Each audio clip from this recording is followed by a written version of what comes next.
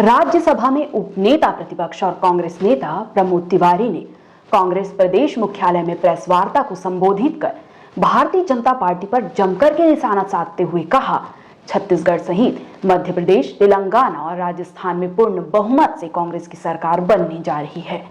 छत्तीसगढ़ में भूपेश सरकार पर जनता का भरोसा बरकरार है।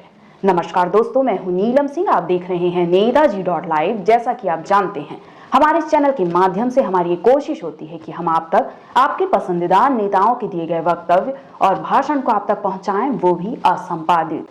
आगे इसी कड़ी में प्रमोद तिवारी ने कहा, राजस्थान में हमने झगड़ा सुलझा लिया है, वहां सरकार को लेकर कोई नाराजगी नहीं है। मध्य प्रदेश में चुनाव जनता लड़ रही है। तेलंगाना में कांग्रेस के पक्ष में लहर है, परिवर्तन दिख रहा है। मिजोरम में गठबंधन के साथ सरकार हमारी ही बनेगी। मैं भारतीय जनता पार्टी के नेताओं और मोदी सरकार से पूछना चाहता हूं, ईडी/आईटी के इस्तेमाल के सिवाय और क्या किया है। नवरात्र का बड़ा पावन पर्व है। कहा जाता है कि ये बहुत ही धार्मिक रूप से कर्म के रूप में पवित्र ये 9 दिन होते हैं, शक्ति के, ध्यान के, ज्ञान के। तो मैं आप सबको नवरात्र की बहुत बहुत बधाई देता हूँ और उसके साथ कहना चाहता हूँ, लगभग सभी राज्यों में जाने का मौका मिल रहा है। चुनाव और धीरे धीरे आज ये आधुनिक संचार के युग में काफ़ी फीडबैक आप लोगों से मिल जाता है। जो मित्र जाते हैं दिल्ली से, विभिन्न राज्यों में होकर आते हैं, उनसे बहुत कुछ मिल जाता है। लगभग एक राय बनती जा रही है। होता है राजनीति, एक यूं और फिर ये गिरावट। तो भाजपा के बारे में इन 5 राज्यों में, एक में तो है ही नहीं है, मिजोरम में 1 सीट है, 4 राज्य जो बचे और वो 1 सीट जो है मणिपुर का इम्पैक्ट ऐसा पड़ रहा है कि शायद भाजपा वहाँ शून्य पे आ जाए। शुभ लक्षण है कि तेलंगाना में जिसने जन्म दिया था तेलंगाना को, सोनिया गांधी जी गई थी।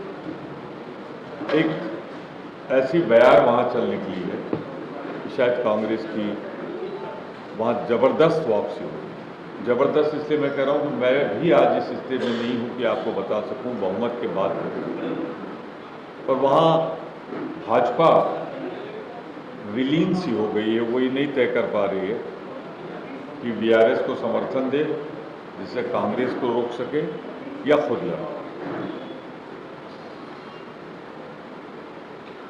छत्तीसगढ़ मुझसे बेहतर आप जानते हैं,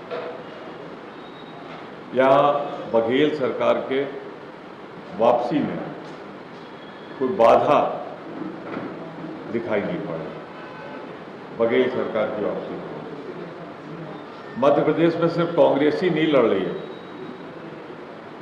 वहाँ की जनता का प्रदर्शन क्या है कि भाई शिवराज को पूछना पड़ रहा है, भाइयों बहनों बताओ मैं लड़ूं या ना लड़ूं।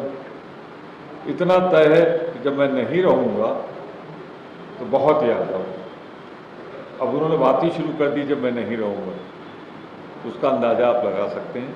राजस्थान, जहां से मैं सांसद हूं, राज्यसभा में प्रतिनिधित्व मैं राजस्थान का कर रहा हूं, मैंने काफ़ी व्यापक रूप से राजस्थान को देखा है।